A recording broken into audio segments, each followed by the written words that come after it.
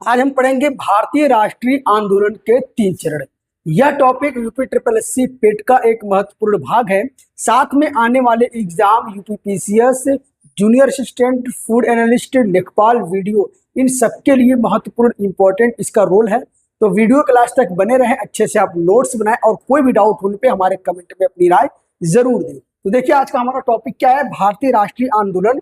अब इसमें हम पढ़ेंगे कांग्रेस की स्थापना और उस कांग्रेस के माध्यम से जो 3 चरणों में आंदोलन चला उसको हम अच्छे से एक्सप्लेन करके समझेंगे। तो देखेंगे हम पहले कि पहली बात तो जो स्वतंत्रता आंदोलन चला ये एक लंबी यात्रा थी और यह लंबी यात्रा 1885 से स्टार्ट होकर, यानी कि नींव तो इसकी 1857 के विद्रोह में ही पड़ गई थी, लेकिन 1885 से औपचारिक रूप से प्रारंभ होकर 1947 में जब हमारा देश आजाद हुआ तब जाकर ये खत्म हुआ। उसके बाद अगर हम देखेंगे कांग्रेस की स्थापना, तो कांग्रेस की स्थापना 1885 में हुआ है और वो इसलिए हुआ है क्योंकि जितने भी जो स्वतंत्रता सेनानी थे उनको एक राजनीतिक मंच उपलब्ध कराना कांग्रेस की स्थापना का यही उद्देश्य था। अब अगर हम बात करेंगे कि इसकी स्थापना का विवरण से संबंधित, तो इसकी स्थापना हुआ कब हुआ है? 28 दिसंबर 1885 से हुआ है। कब हुआ है? 28 दिसंबर 1885 में।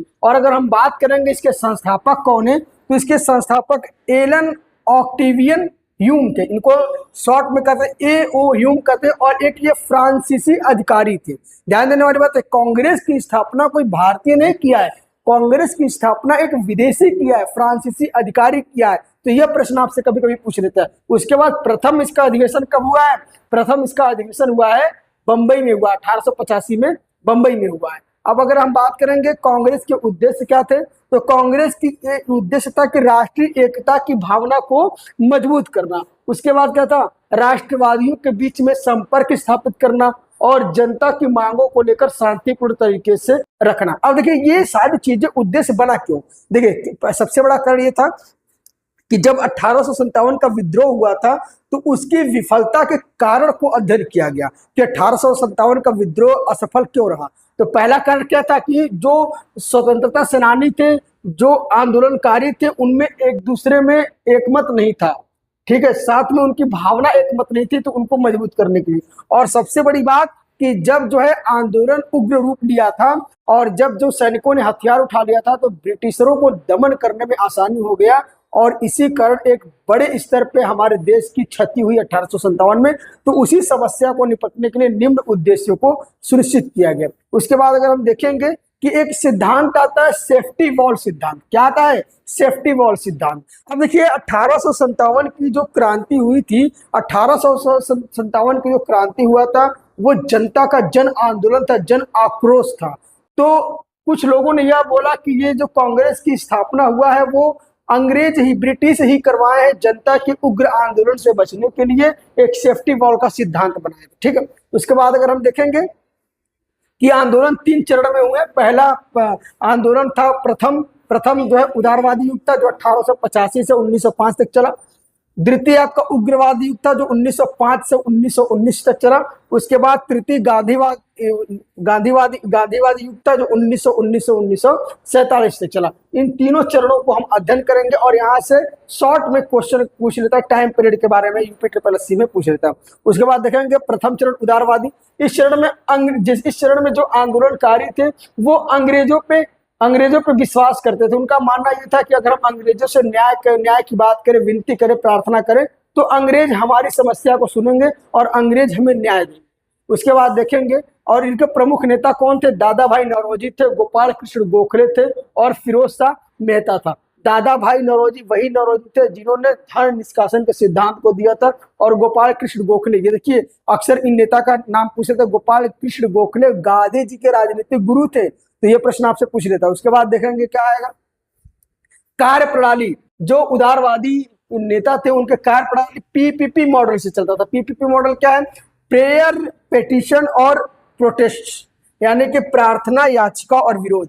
यानी कि जो 1885 से 1905 के बीच में जो कांग्रेस थी वह निम्न तरीके से काम करती थी। वो प्रार्थनाएं जाकर करती थी, वो याचिका लगाती थी और उसके बाद वो विरोध प्रदर्शन करते थे। तो यह तरीका था इनके अपने बात मनवाने का या अपनी बात रखने का। लेकिन ये कहीं न कहीं एक विफल साबित हुआ। उसके बाद हम देखेंगे, अब उदारवादियों की अगर उपलब्धि की बात किया जाए तो इन्होंने अपने मांग को लेकर 1892 में भारतीय परिषद अधिनियम का गठन करवा दिया। उसके बाद आर्थिक राष्ट्रवाद का उदय हुआ। क्यों आर्थिक राष्ट्रवाद का उदय हुआ? क्योंकि दादा भाई नौरोजी ने धन निष्कासन के सिद्धांत को बताया और साथ में इसने एक बीज बोला कि नहीं, स्वदेशी आंदोलन भी होना चाहिए। तो उदारवादियों की यही उपलब्धि थी कि इन्होंने आर्थिक राष्ट्रवाद का उदय कर दिया। उसके बाद अगर हम बात करेंगे द्वितीय चरण उग्रवादी, जैसे कि लाला लाजपत राय हो गए, ठीक है, लाजपत राय हो गए, भगत सिंह हो गए, ये किसमें आते हैं? उग्रवादी युग में। यानी कि जो उग्रवादी जो युवा थे, युवा लड़के थे, वो यह कहते थे कि ये याचिका करना, प्रार्थना करना ये बुज़दिलों का काम है। ये कहते थे कि नहीं, अब हम आजादी लड़ कर लेंगे, ये हमारा हक है, हमारा अधिकार है। और उसी कड़ी में देखेंगे आप जो है ये आक्रामक थे। इन कौन थे? लाल बाल पाल। ये देखिए लाल बाल पाल, ये एक 3 लोगों का एक समूह चलता था जो प्रसिद्ध था, लाल बाल पाल। लाल मतलब लाला राजपत, बाल मतलब बाल गंगाधर तिलक, और पाल मतलब विपिन चंद्र पाल और अरविंद घोष। ये एक प्रमुख नेता थे उस समय के उग्रवादी के, और यह मानते थे कि हम अपनी जो आज़ादी है वो लड़ कर लेंगे, ये हमारा अधिकार। ये उग्रवादी थे, हमेशा कट्टा बंदूक और हिंसा की बातें करते थे। इनका मानना यह था कि अंग्रेज जिस भाषा में बात करे उसी भाषा में उनसे बात करनी चाहिए। अब देखेंगे उदय के कारण क्या थे। ये उदय का कारण ये था कि नरम पंथियों का विफलता, यानी कि जो नरम पंथी थे 1885 से 1905 तक ये विफल हो गए थे। साथ में 1905 में बंगाल विभाजन हो गया था और ब्रिटिश सरकार लगातार क्रूरता करती जा रही थी भारतीयों के ऊपर, इसीलिए ये हथियार उठाने पे मजबूर हो गए थे। उसके बाद देखेंगे हम इनकी कार्य प्रणाली कैसी थी कि स्वदेशी अपनाओ, यानी कि स्वदेशी अपनाते थे, अंग्रेजों के कपड़े, अंग्रेजों के वस्तुओं का बहिष्कार करते थे, विदेशी वस्तुओं का बहिष्कार करते थे और राष्ट्रीय शिक्षा का प्रचार करते थे, यानी कि घर घर लोगों को शिक्षित किया जाता था। तो यह योजना इन उग्रवादियों के द्वारा, उग्रवादियों की तरह या उग्रपंथियों के द्वारा किया जाता था। उसके बाद देखेंगे महत्वपूर्ण घटनाएं इनके काल में क्या हुआ। 1907 में सूरत विभाजन, यानी कि कांग्रेस का बंटवारा हो गया था। 1916 में लखनऊ समझौता हुआ था, यानी कि जो सूरत में विभाजन हुआ था कांग्रेस के बीच में, वो लखनऊ समझौता के तहत फिर एक प्लेटफॉर्म पे आए थे। और 1916 में होम रूल लीग की स्थापना किया गया था। तो यह था इनके शासनकाल में कुछ प्रमुख घटनाएं। उसके बाद हम बात करेंगे तृतीय चरण था गांधीवादी युग।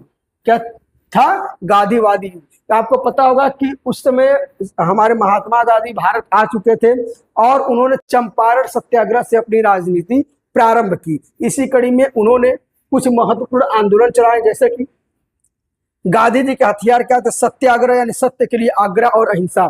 यह मानते थे कि अहिंसा सबसे बड़ी शक्ति है, सबसे बड़ी पावर है और इसके सामने सबको नतमस्तक होना पड़ेगा।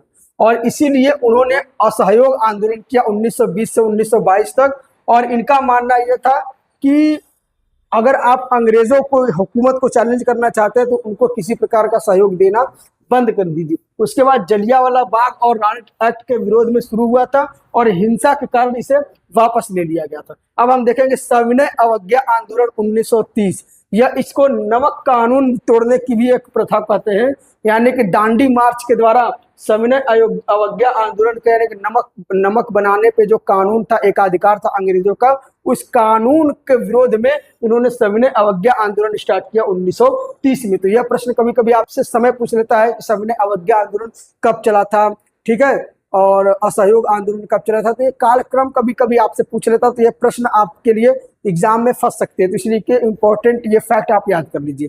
उसके बाद देखेंगे भारत छोड़ो आंदोलन, ये मोस्ट इंपॉर्टेंट है 1942 में, और उसी में महात्मा गांधी ने एक नारा दिया था, करो या मरो। यानी कि जो महात्मा गांधी जो नारा दिए थे, करो या मरो, अक्सर ये प्रश्न पूछ लेता है कि किस आंदोलन के तहत महात्मा गांधी करो या मरो का नारा दिए थे। और वो इसलिए जरूरी है क्योंकि महात्मा गांधी अहिंसा के पुजारी हैं और वो हिंसा की बात करें तो ये कहीं न कहीं एक विवादास्पद बातें रहती है, इसीलिए परीक्षा में अक्सर ये प्रश्न पूछ लेता है। उसके बाद अगर हम देखेंगे कि अन्य धारा जैसे क्रांतिकारी आंदोलन में भगत सिंह, आजाद, सुभाष चंद्र बोस, आजाद की हिंद फौज का संघर्ष उसी समय उसी कालखंड में हुआ। अब इनके बारे में विस्तार से हम अगली क्लास में पढ़ेंगे और गांधी युग भी हम विस्तार से पढ़ेंगे, लेकिन एक फ्रेम हम आपको बताए हैं कि कैसे यूपी ट्रिपल एससी में किस किस पोर्शन से प्रश्न आपसे पूछता है। उसके बाद हम देखेंगे द्वितीय विश्व युद्ध के बाद ब्रिटिश साम्राज्य कमजोर हुआ और अंततः 15 अगस्त 1947 को हमारा देश आजाद हुआ।